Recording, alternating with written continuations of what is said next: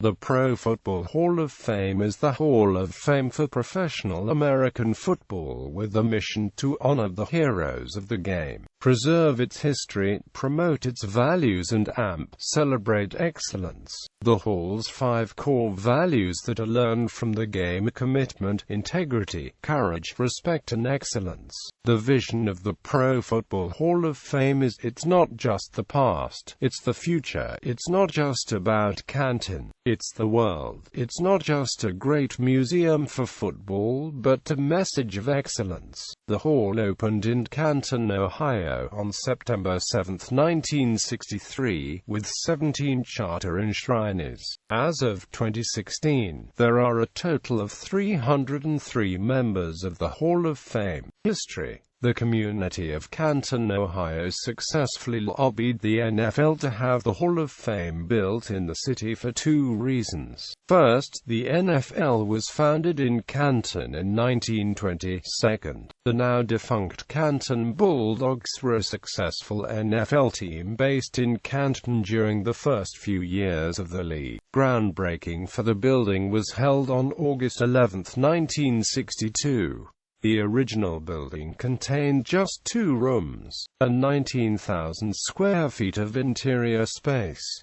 In April 1970, ground was broken for the first of many expansions. This first expansion cost $620,000, and was completed in May 1971. The size was increased to 34,000 square feet by adding another room. The Pro Shop opened with this expansion. This was also an important milestone for the Pro Football Hall of Fame, as yearly attendance passed the 200,000 mark for the first time. This was at least in some part due to the increase in popularity of professional football caused by the advent of the American Football League and its success in the final 2 AFL-NFL World Championship games. In November 1977, work began on another expansion project, costing $1,200,000. It was completed in November 1978, enlarging the gift shop and research library, while doubling the size of the theater. The total size of the hall was now 50,500 square feet, more than 2.5 times the original size. The building remained largely unchanged until July 1993. The hall then announced yet another expansion, costing $9,200,000, and adding a 5th room.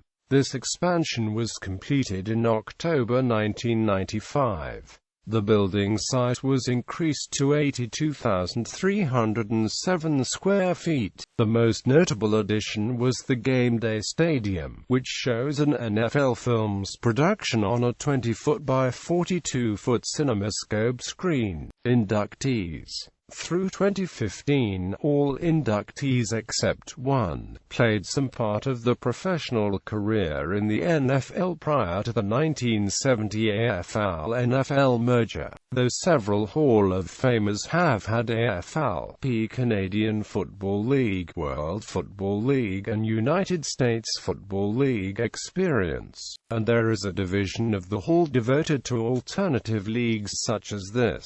To this point, no players have made the Hall without having made significant contributions to either the NFL, AFL or All-America Football Conference. For CFL stars, there is a parallel Canadian Football Hall of Fame. Only one player and one coach are in both halls. The Chicago Bears have the most Hall of Famers among the league's franchises with 32 enshrinees. Selection process. Selection committee. Enshrinees are selected by a 46-person committee, largely made up of media members, officially known as the Selection Committee. Each city that has a current NFL team sends one representative from the local media to the committee. A city with more than one franchise sends a representative for each franchise. Usually, the representative is a beat writer for the major newspaper in the city, even though this isn't always the case. For instance, the Atlanta Falcons are represented by Len Pasquarelli, and the Jacksonville Jaguars are represented by WJXD Sports Director Samko Uveris. There are also 13 at-large delegates, and 1 representative from the Pro Football Writers Association, except for the PFWA representative, who is appointed to a 2-year term. All other appointments are open-ended and terminated only by death, incapacitation, retirement, or resignation. Voting procedure: to be eligible for the nominating process, a player or coach must have been retired for at least 5 years. Any other contributor, such as the team owner or executive, can be voted in at any time. Fans may nominate any player, coach, or contributor by simply writing to the Pro Football Hall of Fame via letter or email. The selection committee is then polled 3 times by mail to eventually narrow the list to 25 semi-finalists, once in March, once in September, and once in October. In November, the committee then selects 15 finalists by mail balloting. 9 members of the selection committee also serve as a subcommittee known as the Seniors Committee to screen candidates who finished their careers more than 25 years prior. The Seniors Committee then adds 2 finalists from that group, which makes a final ballot of 17 nominees. The Selection Committee then meets the day before each Super Bowl game to elect a new class. To be elected, a finalist must receive at least 80% support from the board, with at least 4, but no more than 8, candidates being elected annually. According to staff, 46 members of the Hall have been voted in with 100% of the vote, the most recent one being Brett Favre of the Green Bay Packers. Enshrinement Ceremony: the Enshrinement Ceremony is usually held during the first full weekend in August. An Enshrinement Festival is held throughout the week in Canton leading up to the Enshrinement Ceremony. Enshrinees do not go into the Pro Football Hall of Fame as a member of a certain team. Rather, all of an enshrinee's affiliations are listed equally. While the Baseball Hall of Fame plaques generally depict each of their inductees wearing a particular club's cap, the bust sculptures of each Pro Football Hall of Fame inductee make no reference to any specific team. In addition to the bust that goes on permanent display at the Hall of Fame, inductees receive a distinctive gold jacket, and previous inductees nearly always wear theirs when participating at new inductee ceremonies. Previous induction ceremonies were held during the next day, situated on the steps of the Hall of Fame building. Starting in 2002, the ceremony was moved to Fawcett Stadium, where it was held in 1963–65. Since 2007, the Enshrinement Ceremony has been held on the Saturday night before the Hall of Fame game, Pro Football Hall of Fame game. The Pro Football Hall of Fame game, an annual NFL preseason opener, is held the day after the Enshrinement Ceremony and officially kicks off the NFL preseason. Criticism: the Pro Football Hall of Fame uses only media representatives to select inductees.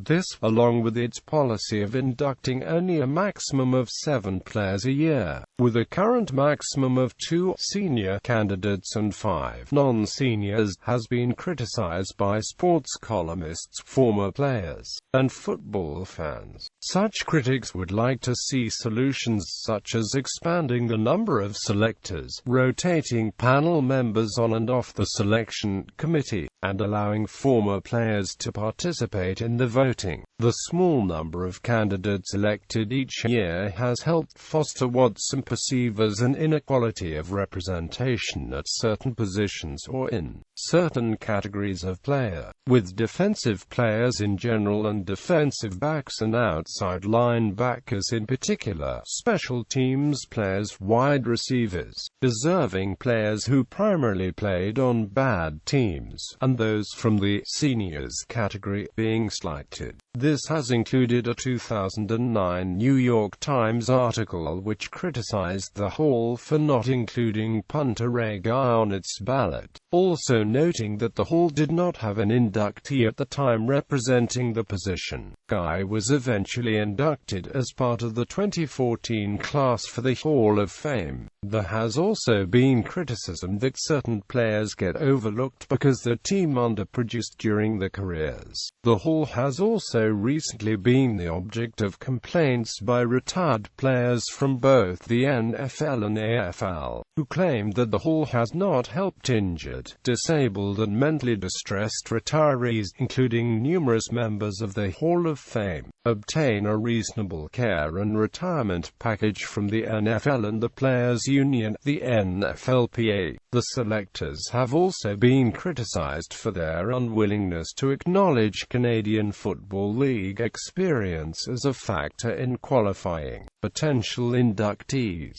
For example, Cookie Gilchrist's 6 straight CFL All-Star selections appear to bear no weight on his consideration. The most commonly cited reason for this is because there is already a Canadian Football Hall of Fame for that purpose.